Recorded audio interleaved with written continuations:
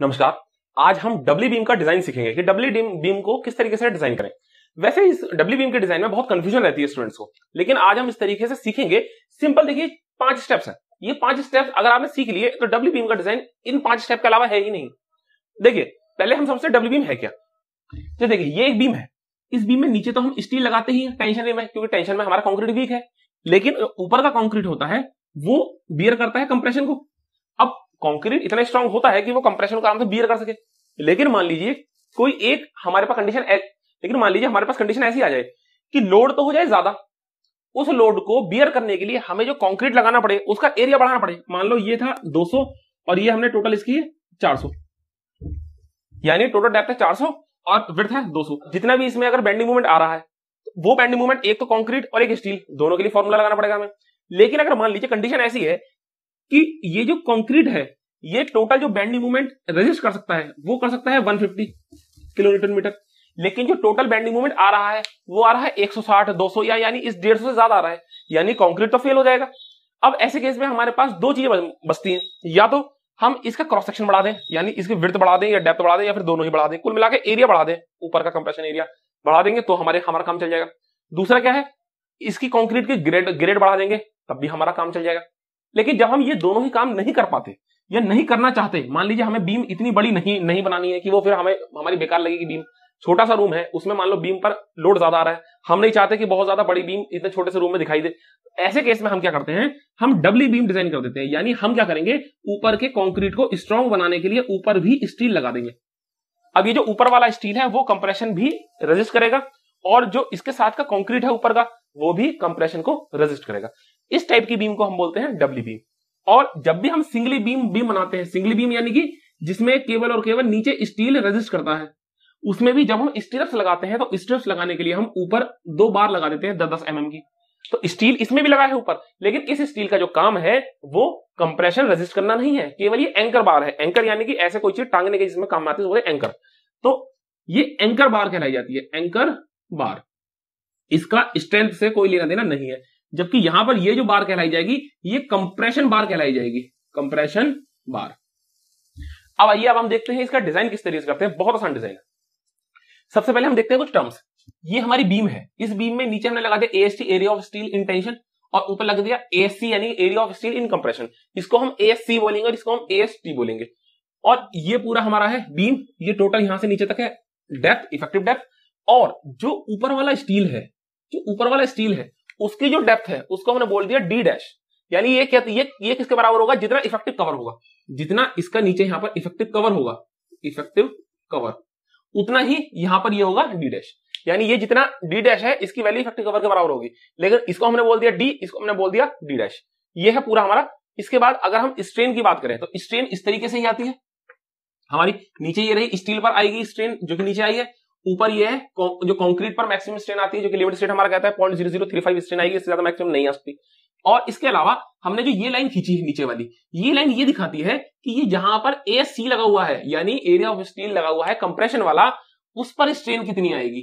क्योंकि दोनों पर की ही बॉन्डिंग अच्छी रहती है, और हमारा कोड ये मानता है कि अगर स्टील भी लगा हुआ है कंक्रीट भी लगा हुआ है तो भी जो दोनों में स्ट्रेन है वो सेम आनी है। यानी ये जो कंक्रीट की स्ट्रेन है उतनी ही स्ट्रेन स्टील पर आएगी। तो यहां पर स्ट्रेन कितनी आएगी, 0.0035 के अकॉर्डिंग हम यहां पर सिमिलर ट्रायंगल वाले फॉर्मूले से निकाल लेंगे। यहां से यहां तक की ये वैल्यू कितनी हो गई, ये हो गई डी डैश।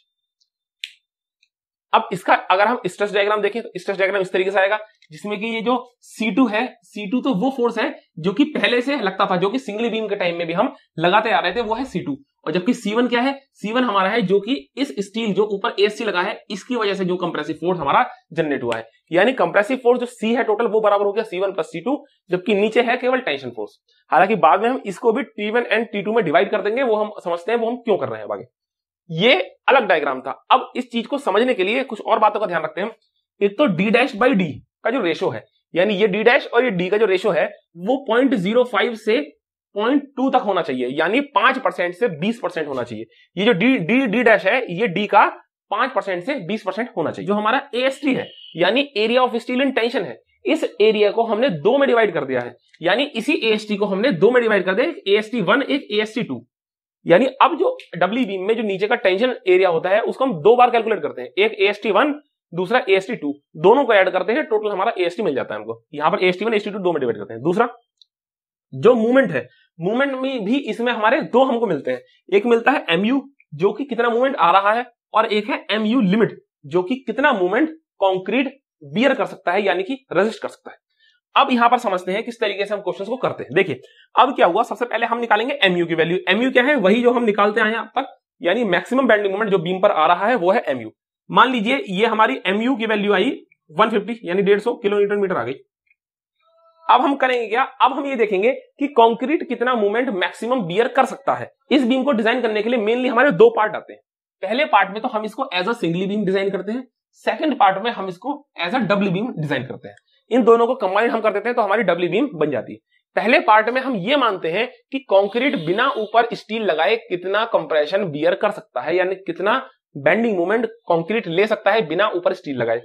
फिर हम बाद में करते क्या है, ऊपर जो स्टील लगाते हैं ASC यानी एरिया ऑफ स्टील कंप्रेशन वाला लगाते हैं हम, फिर हम देखते हैं कि अब ये ASC की वजह से कितना और एक्स्ट्रा मूवमेंट कंक्रीट को मिला है, और इन दोनों को हम जब ऐड कर देते हैं तो हमारा टोटल जितना भी ये मूवमेंट रेजिस्ट कर सकता है कंप्रेशन में वो हमें पता लग जाता है। सेम इसी तरीके से AST के लिए हम निकालते हैं, AST1 के लिए अलग और AST2 के लिए अलग निकालते हैं, और दोनों को ऐड कर देते हैं, हमें मिल जाता है AST। सबसे पहले हम ओवरव्यू ले लेते हैं अपने डिजाइन स्टेप्स का। ओवरव्यू में सिर्फ इतना समझना है कि मैक्सिमम बेंडिंग मोमेंट आया MU, फिर हम निकालेंगे MU लिमिट। MU लिमिट क्या है, MU लिमिट वो बेंडिंग मोमेंट होता है जो कि कंक्रीट रेजिस्ट करता है कंप्रेशन में बिना किसी स्टील के, तो हम वो निकालेंगे। अब ये जो MU है आपकी, ये MU हमेशा आपका ज्यादा ही बैठेगा MU लिमिट से, यानी जितना कंक्रीट अकेले बियर कर सकता है मूवमेंट वो है कम, और जितना आपको चाहिए या मैक्सिमम बेंडिंग मोमेंट आ रहा है वो है ज्यादा। तभी तो आपको डबली बनाना पड़ेगा, तभी तो आप एक स्टील लगाएंगे यहाँ पे कंप्रेशन में, क्योंकि कंक्रीट इस लायक नहीं है कि पूरा बेंडिंग मोमेंट ले सके। अगर ये कंडीशन हर बार हमारी ऐसी बनती थी सिंगल बीम में कि MU लिमिट होता था ज्यादा यानी कंक्रीट बियर करता है ज्यादा, फिर हम डायरेक्टली बस नीचे के स्टील AST को डिजाइन कर देते थे, AST लगाकर उतना हमारा क्वेश्चन कंप्लीट हो जाता था। यहां पर यही डिफरेंस है कि जो MU है वो ज्यादा आएगा MU लिमिट से, और आप क्रॉस सेक्शन बढ़ा नहीं सकते। अगर आपको क्रॉस सेक्शन बढ़ाने का मौका मिल रहा है तो आप क्रॉस सेक्शन बढ़ा दीजिए, सिंगल बीम का डिजाइन इजी पड़ेगा आपको। नहीं तो अगर डबली बीम क्वेश्चन में वो कह ही दे कि डबली बीम ही डिजाइन कीजिए, या वो आपको ये देते हैं कि जो बीम का एरिया है वो फिक्स्ड है और अब आप मूवमेंट ये रहा डिजाइन करिए बीम को, और आप देख रहे हैं कि वहां पर MU ज्यादा आ रहा है MU लिमिट से, तो वहां पर आपको डबली बीम ही डिजाइन करनी पड़ेगी। अब समझते हैं डबली बीम क्या है। डबली बीम को दो पार्ट में हम मानेंगे। पहले हम मानेंगे ये वाला पार्ट जिसमें हम मानेंगे कि इसमें ASC है ही नहीं, यानी ये सिंगली बीम है। उसके बाद फिर हम दोनों ऊपर नीचे के एरिया एक बार और लगा देंगे। पहले हम इसको डिजाइन करते हैं as a singly beam. Singly beam में ये रही हमारी बीम और ये रहा हमारा स्ट्रेस पोर्शन। लेकिन इसमें मेन बात क्या है कि हम इस बीम को सिंगली की तरह डिजाइन करते हैं शुरू में, लेकिन एज अ बैलेंस्ड सेक्शन करते हैं। बैलेंस सेक्शन यानी कि जितना कंक्रीट स्ट्रांग है उतना ही स्टील को हम स्ट्रांग बनाएंगे, ना तो हम ओवर इन्फोर्स बनाएंगे ना अंडर इन्फोर्स बनाएंगे, यानी जितना कंक्रीट कंप्रेशन ले सकता है उतना ही स्टील हमारा टेंशन लेगा। ये सबसे मोस्ट इंपॉर्टेंट पॉइंट है यह डबली बीम बनाने का। अब देखिए यहां पर कितना ऊपर कंक्रीट बियर कर सकता है कंप्रेशन में बेंडिंग मोमेंट, वो है MU लिमिट, और इसको आप चेंज तो करनी, क्योंकि आप कंक्रीट का एरिया बढ़ा नहीं सकते, इसकी ग्रेड आप बढ़ा नहीं सकते, तो MU लिमिट की तो वैल्यू फिक्स्ड हो गई। फिर तो हमारा सबसे पहला स्टेप है फाइंड MU लिमिट। इसका फॉर्मूला आपको NXG के 1.1 के C में मिल जाएगा। MU लिमिट का फॉर्मूला, यहां से हमने वैल्यू निकाली MU लिमिट की। सपोज MU लिमिट की हमारी वैल्यू आ गई है 150 किलोन्यूटन मीटर। 150 किलोन्यूटन मीटर आ गई MU लिमिट की वैल्यू। अब हम यहां पर क्या देखेंगे कि जो हमारा MU है वो कितना है। अभी हमने बताया MU आपका 150 से ज्यादा ही होगा, यानी मान लेते हैं MU हमारा है 200 किलोन्यूटन मीटर, क्योंकि ज्यादा होगा तभी हमें डबल बीम बनाने की जरूरत पड़ी है। अगर ये 150 ज्यादा बैठता और ये MU कम होता तो हमें डबल बीम की जरूरत ही नहीं पड़ती। अब अगला स्टेप हमारा है कि इसको क्योंकि हमने बैलेंस्ड माना है, इसका मतलब स्टील जो AST1 है ये इतना ही स्ट्रांग है जितना कि ऊपर का कंक्रीट है, क्योंकि ये बैलेंस्ड है दोनों। तो अब हमारा सेकंड स्टेप रहेगा AST1 निकालना फॉर MU लिमिट। अब AST1 निकालने के लिए हमारा फॉर्मूला NXG के 1.1 के B में दे रखा है MU के नाम से कि MU = 0.87 FY। ये जो हमारा फॉर्मूला दे रखा है कोड में, आप स्क्रीन पर देख सकते हैं ये फॉर्मूला। तो इस फॉर्मूले में हमें बस ये चालाकी करनी है कि यहां पर जो MU है, इस MU की जगह जो वैल्यू रखनी है वो MU लिमिट की रखनी है, यानी ये जो 150 आया था इसकी रखनी है। क्यों रखनी है इसकी वैल्यू? इसकी वैल्यू इसीलिए रखनी है क्योंकि हमें ये बैलेंस सेक्शन बनाना है। ऊपर का कंक्रीट कितना मूवमेंट बियर कर सकता है? 150, तो हम स्टील को भी 150 के लिए ही डिजाइन कर रहे हैं, यानी इसको हम बैलेंस सेक्शन बना रहे हैं। अब देखिए यहां समझने वाली बात क्या है, ऊपर कंक्रीट डिजाइन हो चुका है 150 के लिए, नीचे स्टील यानी AST1 डिजाइन हो चुका है 150 के लिए। 150 तक तो हमारी बीम में कोई प्रॉब्लम नहीं है। अब हमें इसकी बात करनी है 200 की, तो 200 तो हमारा बियर नहीं कर पा रहा, तो अब कितना मूवमेंट और रह गया हमारा, 150 के लिए हमने डिजाइन कर दिया है, हमारा मूवमेंट अब कितना रह गया, mu माइनस mu लिमिट, यानी हमारा मूवमेंट अब रह गया है 200 माइनस 150, यानी 50 की बात रह गई। अब हम यहां जो ASC को डिजाइन करेंगे 50 के लिए करेंगे, और जो AST2 को डिजाइन करेंगे 50 के लिए करेंगे, बस दोनों को हम एक बार मर्ज कर देंगे और हमारा क्वेश्चन हो गया कंप्लीट। फाइनली हमारा अगला स्टेप नंबर 3 है, अभी इसको स्किप करके अब हम स्टेप नंबर 4 पर आते हैं। स्टेप नंबर हमारा 4 कहता है फाइंड ASC, हमें निकालना है area of steel in compression, find ASC by mu minus mu limit. अभी जो आपको बताया mu माइनस mu लिमिट के लिए डिजाइन करना है हमें ASC की, कितना हमें कंप्रेशन में स्टील देना होगा, दे रखा है NX के 1.2 पे, mu माइनस mu लिमिट बराबर है FSC dot ASC d minus D dash. अब d माइनस डी डैश कैसा आया, थोड़ा सा अगर हम इसको समझें तो यहां देखिए ये आ रहा है हमारा कंप्रेसिव फोर्स C2, और C2 कितना होगा, कंप्रेसिव फोर्स कितना होगा, ये फोर्स है, फोर्स हमेशा बराबर होता है, फोर्स बराबर होता है हमारा स्ट्रेस इंटू एरिया, फोर्स बराबर होता है स्ट्रेस इंटू एरिया। अब ये बात चल रही है स्टील की, यानी स्ट्रेस किसकी लेंगे हम, स्टील की, तो यहां पर स्टील की स्ट्रेस हमने 0.7 FY नहीं ली, अब यहां पर हमने FSC रखा है, स्ट्रेस को रखा है FSC, जबकि अब तक हम जो रखते आए हैं वो 0.7 FY रखते आए हैं, क्योंकि ये हमने लिया है अकॉर्डिंग टू प्रूफ स्ट्रेन। नीचे के जो स्टील है उन पर प्रूफ स्ट्रेन आ जाती है, लेकिन ऊपर के जो स्टील है उन पर प्रूफ स्ट्रेन आएगी ही नहीं, प्रूफ स्ट्रेन से थोड़ा कम आएगी, क्योंकि वो स्टील थोड़ा सा नीचे लगे हुए हैं, तो यहां जितनी स्ट्रेन आएगी उतना ही स्टील हमारा स्ट्रेस देगा। भाई किसी चीज को अगर आप ज्यादा दबा रहे हैं और दबाने का वो चीज दबनी शुरू हो गई, तभी तो उसके ऊपर स्ट्रेस ज्यादा आएगी। अगर हम इसको ज्यादा स्ट्रेन दे ही नहीं पाए, यानी स्टील को ज्यादा हम दबा ही नहीं पा रहे हैं, तो फिर उसमें स्ट्रेस भी ज्यादा जनरेट नहीं होगी। तो इसलिए अगर मैं इस स्टील को यहां पर ले आऊं नीचे, तो क्या होगा, इतनी सी स्ट्रेन जनरेट होगी, जब स्ट्रेन कम जनरेट होगी तो उसमें स्ट्रेस भी कम जनरेट होगी। तो यहां पर जो स्टील पर स्ट्रेन आ रही है उस पर डिपेंड करेगा कि स्ट्रेस कितनी आएगी। अब उसकी स्ट्रेस को हमने बोल दिया FSC, इसको हम कैलकुलेट करेंगे इंटू एरिया, एरिया तो हमको निकालना है ASC, ये दोनों कितना हो गया, FSC इंटू ASC बराबर हो गया C2। अब हमें ये फॉर्मूला रखना है मूवमेंट का, और मूवमेंट क्या होता है, जो कंप्रेसिव फोर्स होता है, टेंसाइल फोर्स होता है, उसकी गुणा हम कर देते हैं लीवर आर्म से। लीवर आर्म क्या होता है, कंप्रेशन फोर्स और जो टेंशन फोर्स है दोनों के बीच की डिस्टेंस, अभी तक हम करते हैं ऐसा। और यहां पर डिस्टेंस कितनी होगी, ऊपर से नीचे तक कितना हो गया टोटल D, और ऊपर से यहां कितना हो गया D डैश, तो ये डिस्टेंस कितनी होगी D माइनस डी डैश। तो क्या है यहां पर अगर आप देखें फॉर्मूला मूवमेंट का यही है, FSC into ASC into D minus D dash. तो ये क्या है, ये पूरा हमारा मूवमेंट आ रहा है according to area of steel in compression. अब यहां बस ये समझना है कि हमें FSC कैसे निकालना है, वही समझते हैं हम ऊपर इस स्टेप में, स्टेप नंबर 3 पर। FSC क्या है, FSC है सेफ स्ट्रेस एट स्ट्रेन 0.0035। अब ये क्यों आया, अभी समझेंगे इसको। मतलब सेफ स्ट्रेस निकालनी हमें कौन सी स्ट्रेन पर, जो स्ट्रेन यहां पर आ रही है। अब यहां पर अगर हम देखें इस स्ट्रेन को निकालेंगे कैसे, सिमिलर ट्रायंगल का फॉर्मूला कैसा लगेगा, ये बड़ा वाला ट्रायंगल सिमिलर है इस छोटे वाले ट्रायंगल के, और हमें डिस्टेंस निकालनी है इस वाले की। कैसे, सबसे बड़े वाले की डिस्टेंस XU मैक्स, यही डिस्टेंस लो छोटे वाले की, इसकी डिस्टेंस कितनी है, XU max minus D dash, XU max minus D dash. तो इतनी डिस्टेंस आती है हमारे पास, बड़े वाले की डिस्टेंस ली, वही डिस्टेंस छोटे वाले के लिए, divide by XU max minus D dash. Clear है यहां तक, ये चीज हो गया। बराबर किसके होगा, ये बराबर होगा बड़े वाले ट्रायंगल की ये वाली डिस्टेंस अपॉन छोटे वाले ट्रायंगल की वाली डिस्टेंस। तो बड़े वाले ट्रायंगल की वाली डिस्टेंस 0.0035 डिवाइड बाई छोटे वाले ट्रायंगल की वही डिस्टेंस, वो वही है जो हमको निकालनी है। फिलहाल हमने यहाँ पे स्ट्रेन कह दिया इसको, स्ट्रेन। अब स्ट्रेन को जब मैं इधर ले जाऊंगा और ये सारी वैल्यू पलटकर इधर आएंगे, तो यही फॉर्मूला बन जाएगा हमारा 0.0035 XU max minus D dash divide by XU max. तो हमारे पास ये क्या आ गया, स्ट्रेन आ गया। अब ये तो स्ट्रेन आ गई हमारी, अब हमें इस स्ट्रेन के लिए स्ट्रेस निकालनी है। ये तो स्ट्रेन है क्योंकि स्ट्रेन डायग्राम, इस स्ट्रेन पर कितनी स्ट्रेस आती है स्टील पर, ये हमें दे रखा है फिगर नंबर 23 के ए में। आप देख सकते हैं कोड में, ये हमें दे रखा है फिगर नंबर 23 का ए। अब इस 23 के ए पे हमको स्टील के काफी सारे ग्राफ्स दे रखे हैं, और इन ग्राफ के बेसिस पे हमको देखना है कि स्ट्रेस कितनी आएगी, क्योंकि ये ग्राफ दे रखा है स्ट्रेन का। यहां पर देखिए, यहां पर काफी सारे नंबर्स दे रखे हैं। स्टार्टिंग में अगर हम देखें 0.0001 पर स्ट्रेन दे रखी है, ऊपर जाते हुए लाइन 0.85, और 0.0003 पर हमारी स्ट्रेन दे रखी है, स्ट्रेस दे रखी है, सॉरी 0.90 FY। ऐसी 0.001 पर हमारी स्ट्रेस दे रखी है 0.975, और 0.002 पर हमारी दे रखी है FY। इस तरीके से हमारी ये स्ट्रेस और स्ट्रेन दे रखी है। अब जब स्ट्रेस और स्ट्रेन में क्या है, हमारी इसकी वैल्यू जो भी आई, मान लेते हैं हमारी जो इसकी वैल्यू आ रही है टोटल 0.0017, अब 0.0017 पूरे स्ट्रेन आई। अब हम इस ग्राफ में जाएंगे, इस ग्राफ में देखेंगे 0.0017 पर क्या वैल्यू दे रखी है। तो हम यहाँ पर जैसे कि देख सकते हैं 0.0017 पर कोई वैल्यू नहीं दे रखी, इसलिए हम यहाँ पर इंटरपोलेशन लगाएंगे और इंटरपोलेशन लगाकर हमें, क्योंकि यहाँ वैल्यू दे रखी है 0.0 उससे एक कम की, 0.0017 से कम की वैल्यू दे रखी है जो कि दे रखी है 0.001 की, और इसके अलावा हमें दे रखी है 0.002 की वैल्यू।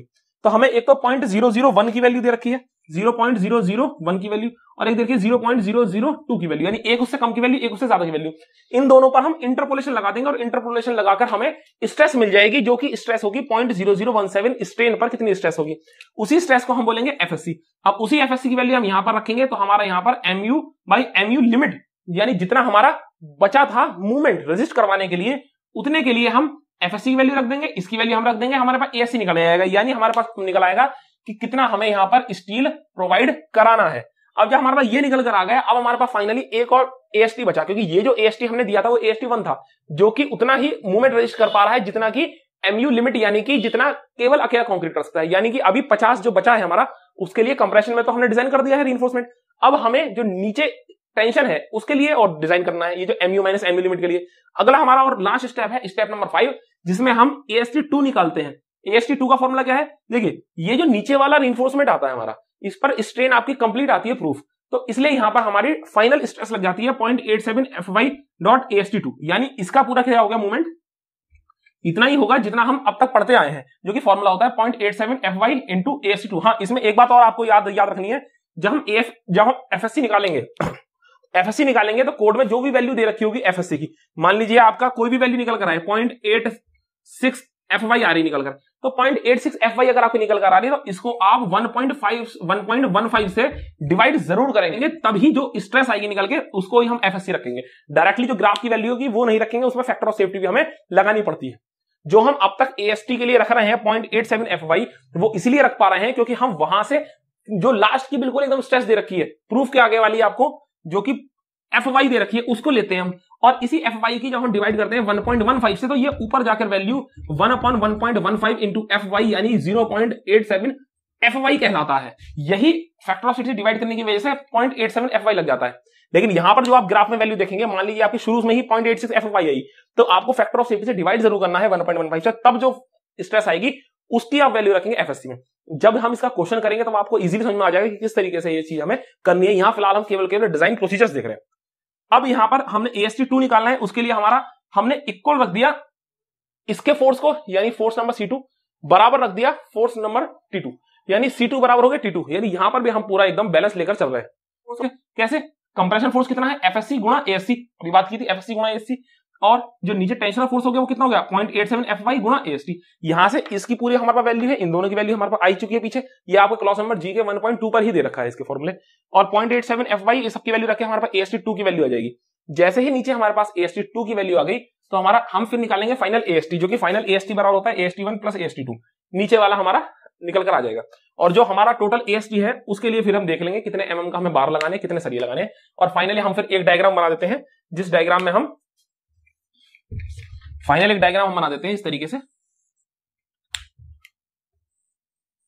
उस डायग्राम में हम नीचे जितने भी स्टील आते हैं टोटल एएसटी की वजह से, एएसटी 2 प्लस एएसटी 1 एएसटी 2 को ऐड करके जो एएसटी बनता है उसकी वजह से कितने स्टील बार आते हैं, और जो हमारा एएससी आया area of steel in compression, उसकी वजह से भी कितना स्टील बार बैठता है, ये पूरा बनाकर एक पूरा हम डायग्राम बना देते हैं। यहाँ पर ये टोटल हमारा डी हो गया, ये हो गया हमारा डी डैश, और इस तरीके बताकर ये पूरा हमारा डिजाइन हो जाता है कंप्लीट। कोई भी अगर इससे रिलेटेड कोई प्रॉब्लम रह गई हो तो आप कमेंट सेक्शन में बता सकते हैं हमको, और इसके बाद जो हम एक इसका न्यूमेरिकल करेंगे, इसके बाद हमारा ये बीम कंप्लीट हो जाएगी। बीम के बाद फिर हम मूव करेंगे अपने स्लैब्स की ओर, जिसमें हम 1 वे स्लैब, 2 वे स्लैब, फ्लैट स्लैब के बारे में डिस्कस करेंगे। मिलते हैं आपसे अगली वीडियो में, नमस्कार।